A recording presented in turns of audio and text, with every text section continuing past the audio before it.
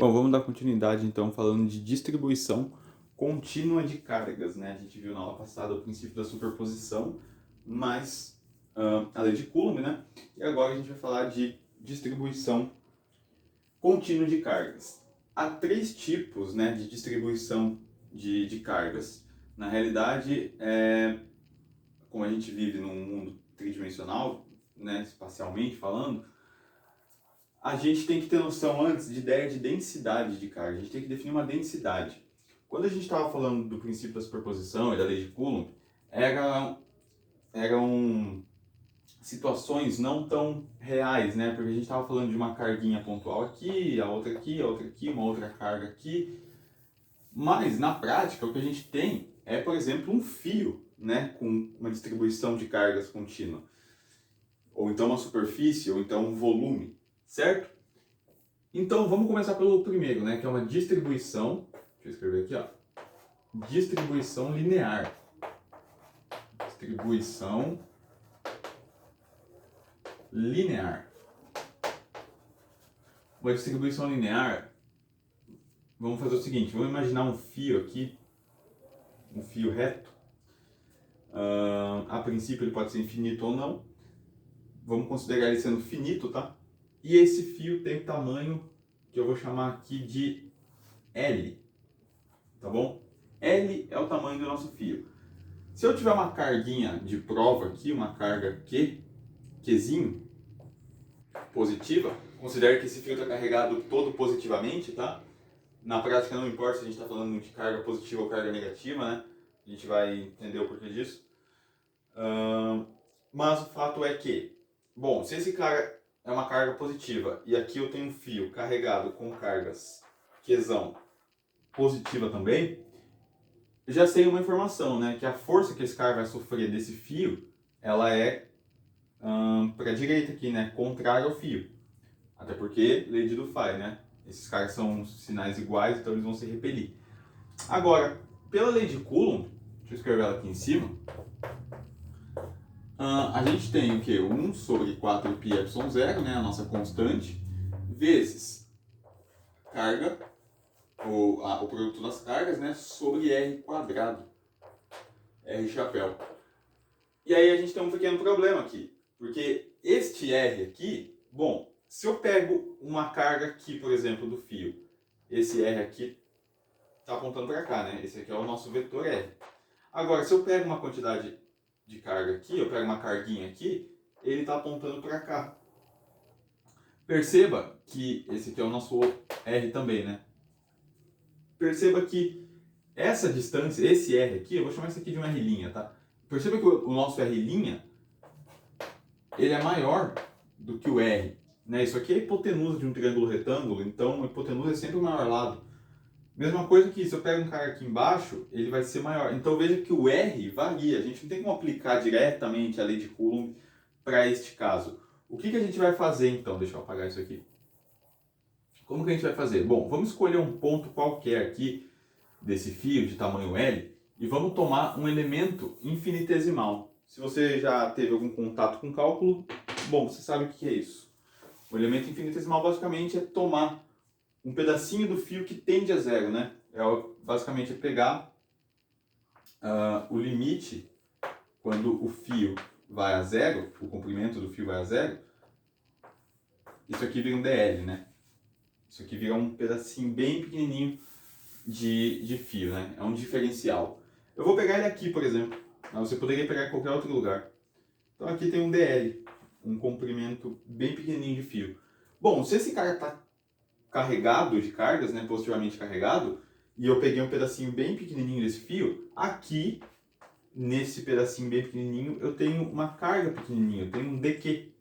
O dq é uma quantidade de carga bem pequenininha. Imagina o seguinte aqui, eu vou ampliar esse fio, né, para algo assim, eu dei um zoom no fio, e aqui eu tenho um monte de cargas, eu tenho carga em todo o lugar. Todo lugar eu tenho carga, certo? E aí eu peguei só um pedacinho do fio, né? Então, vamos supor que eu peguei aqui, ó. Aqui e aqui. Bom, veja, aqui eu tenho uma carguinha, né? E outra carga. No geral, obviamente, seria muito menor do que isso, né? muito menor ao ponto da carga que está lá dentro ser infinitesimal, ser uma carga pontual, que daí sim a gente pode usar a lei de Coulomb, né? Então, a ideia é a seguinte: para isso, quanto que vale esse dq, essa carguinha infinitesimal? A gente tem que ter ideia então de densidade. Bom, o que a gente chama de uma densidade linear é o seguinte: a gente usa a letra lambda, né, na literatura, mas você pode usar qualquer letra.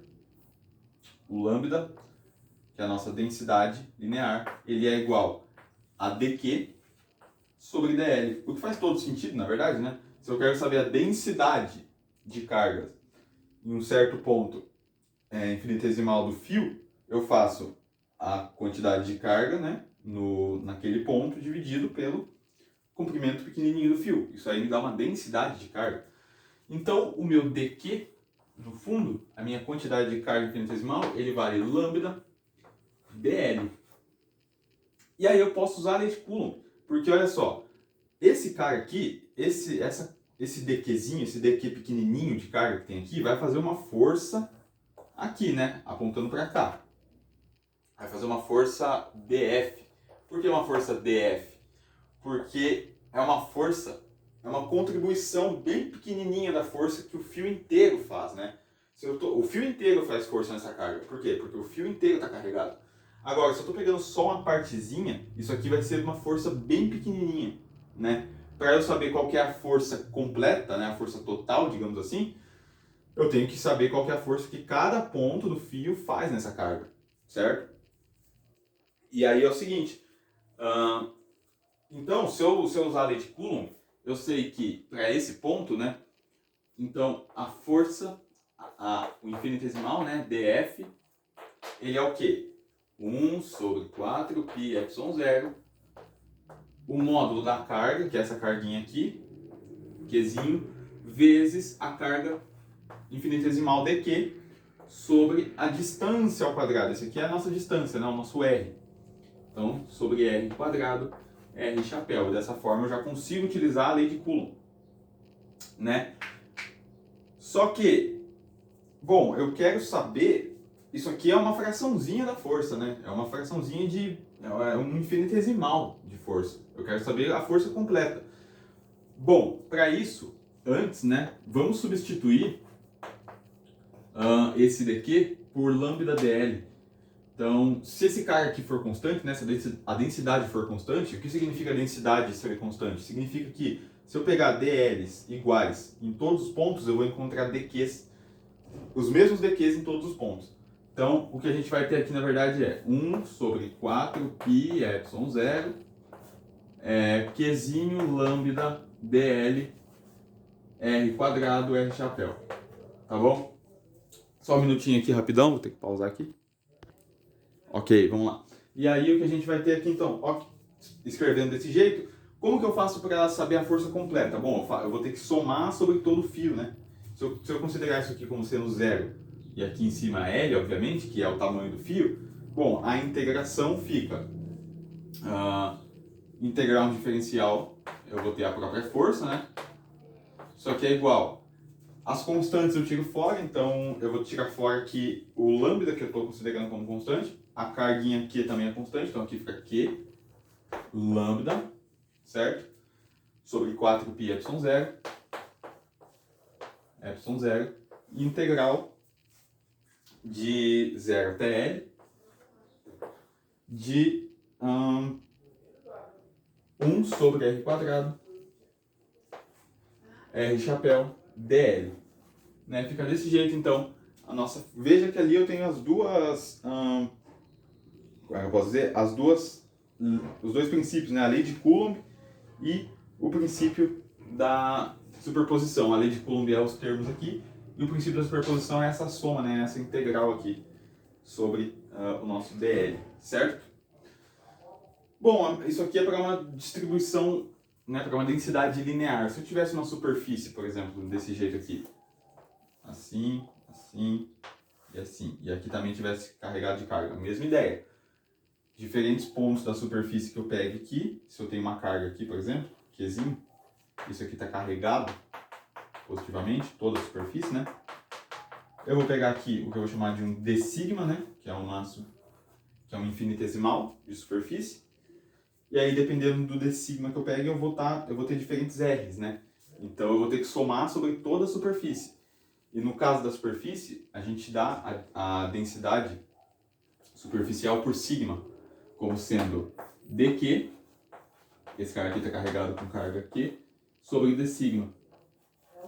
De tal forma que o nosso dq, ele é sigma d sigma, tá? E aí a mesma coisa, cara, a gente vai integrar, né, esse cara aqui faz um df, que é, aqui eu tenho um dq, né, bem pequenininho, o nosso df, ele é 1 sobre 4 π epsilon 0, integral dupla, no caso, né, que a gente teria que integrar sobre toda a superfície, de Q dq, mas o Q, ele é sigma d sigma, né, então aqui a gente vai ter a carguinha de teste aqui, esse aqui é o nosso vetor R, né, sigma d sigma sobre R quadrado, R chapéu, tá? Você pode tirar esses caras aqui fora, né? Mas enfim, é uma integral sobre a superfície sigma. E o último caso, né, é um volume, né? Então, se eu tiver, por exemplo, aqui um volume, algo assim, e aqui eu também, né, eu pego aqui um elemento de volume, que eu vou chamar de um dV, e aí eu tenho aqui uma carguinha de teste, dependendo de onde eu pegue o meu elemento infinitesimal de volume, eu vou ter diferentes distâncias, né? Então, eu vou ter que somar sobre toda a superfície, sobre todo o volume, no caso.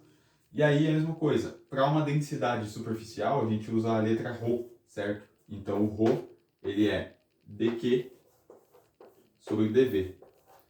Então, o nosso dq, ele é ρdv.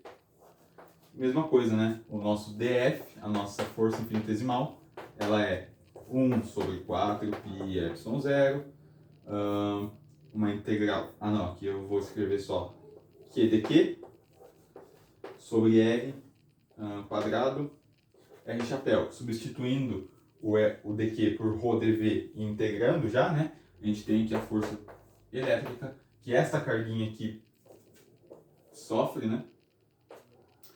Ela é 1 sobre 4 π epsilon 0, e aqui é uma integral tripla, de q, dq é ρ dv, né?